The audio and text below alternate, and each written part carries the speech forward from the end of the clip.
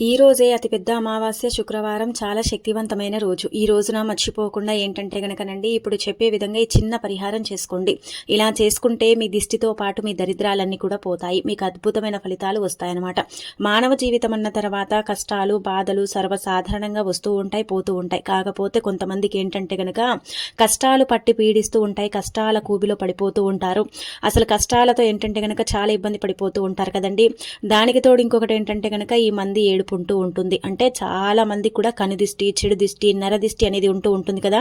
అలాంటి వాళ్ళు ఏంటంటే గనక ఈ రోజు గుర్తుపెట్టుకోండి, సంధ్యా సమయం ఉంటుంది కదా, సాయంత్రం సమయంలో ఇప్పుడు చెప్పే విధంగా చిన్న పరిహారం చేసుకోండి. ఇలా చేస్తే మీ దరిద్రాలు పోతాయి, మీ దిష్టి పోతుంది, మీకు అద్భుతంగా ఏంటంటే గనక కలిసి వస్తుందని చెప్పొచ్చు.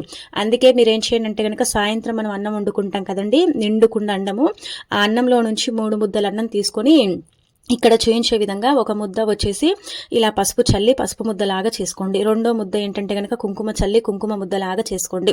మూడోది వచ్చేసి ఏంటంటే గనక తెలుపు ముద్ద అలాగే పెట్టండి. ఆ తర్వాత ఒక స్పూన్ అంతా రాళ్ళ ఉప్పు తీసుకోండి, కొద్దిగా ఆవాలు తీసుకోండి, అంటే 1/2 స్పూన్ తీసుకోండి. ఇలా తీసుకొని ఇదంతా కూడా ఒక ప్లేట్లో పెట్టుకొని దిష్టి తీసుకోండి. ఇది పిల్లలకు కూడా తీయొచ్చు, పెద్దవారు కూడా తీయొచ్చు, విపరీతంగా నరదిష్టితో బాధపడేవారు కూడా తీసుకోవచ్చు. అలానే కాకుండా ఏంటంటే గనక చాలా మందికి కూడా అండి నరదిష్టి తగిలి అనారోగ్య సమస్యలు వస్తూ ఉంటాయి.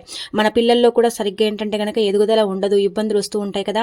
అలాంటి వాళ్ళు మాత్రం ఖచ్చితంగా అండి ఈ పరిహారం అయితే చెయ్యండి. ఇక మీ జీవితం మారిపోతుంది, మీ దిష్టి అంతా కూడా పోతుంది.